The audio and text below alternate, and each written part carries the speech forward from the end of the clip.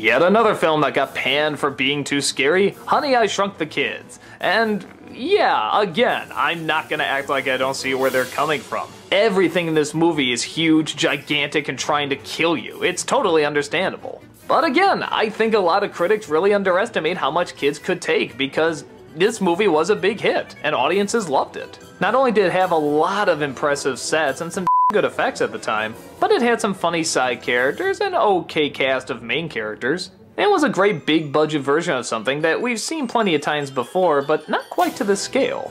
Rick Moranis is a scientist who's trying to create a machine that, you guessed it, can shrink things. But everything he tries to shrink down keeps blowing up in his face, literally. But that all changes when the neighbor's kid accidentally knocks a baseball into the machine, which figures out was the missing element. So both the neighbor's kids and the scientist's kids all get shrunken down. They get taken out with the trash, and all they have to do is cross the backyard in order to get home. Only now, the backyard is a jungle. They come across everything. Bees, ants, lawnmowers, sprinklers. Everyday little mundane things are now psychotic killers trying to destroy them.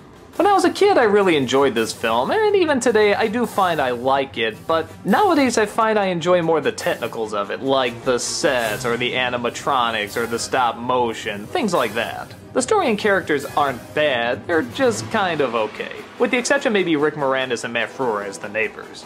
The kids are kind of generic kids. You got your geeky little dweeb, you have the jock, you have the pretty girl, you have the pretty boy. Of course they're gonna fall in love. It's fine. I mean, I can't think of anything that was really painful to go through. I guess I would have liked a little bit more though. But again, that's not the focus. The focus is the effects. That's pretty much how the story is told. Characters walk, talk a bit, then they come across an effect. Characters talk, walk a bit, then they come across an effect. And it's fine, that's what most kids want to see, and I guess that's what most adults want to see too.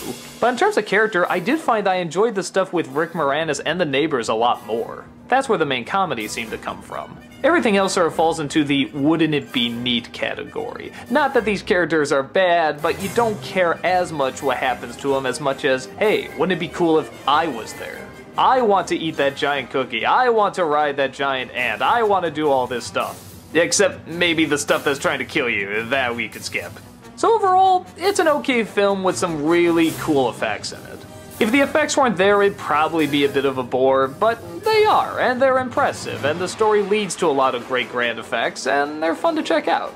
Some scenes can be a little intense for younger kids, but again, nothing bloody, nothing really that terrifying. It's just intense. Check it out for yourself and find out.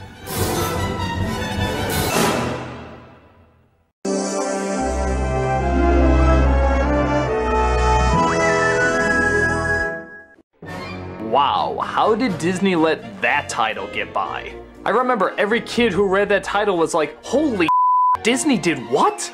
But that's not the kind of story they're telling. When they say blow up, they mean make bigger. And that's what the film is about. Rick Moranis is back and so is his son. The sister I guess is in college or off-screen land. And they have yet another newcomer to welcome. A little baby boy that gets wound up in his latest invention and, as you'd guess, grows larger.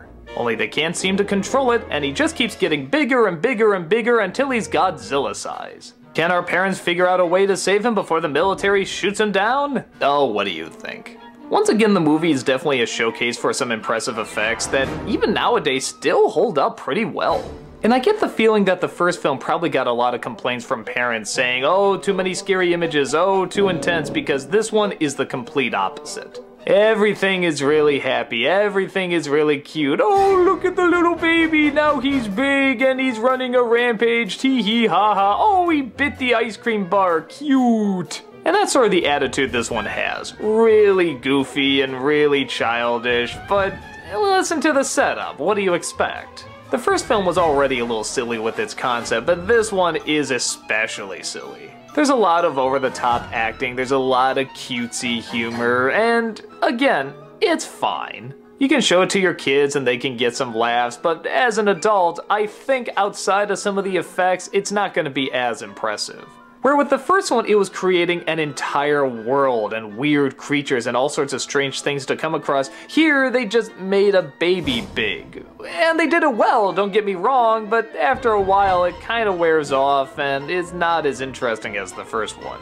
but I guess it could have been a lot worse. Rick Moranis is still funny, the kid has grown up and is no longer a dweeby scientist but instead wants to be a rock musician, which is odd. There's a baby Sarah that gets roped into it, literally. And like I said, there's one or two funny visuals with it.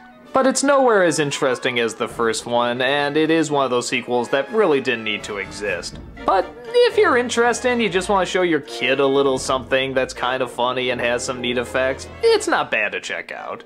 But for anyone that really enjoyed the world and the size of the first one, this film will definitely leave you wanting something bigger.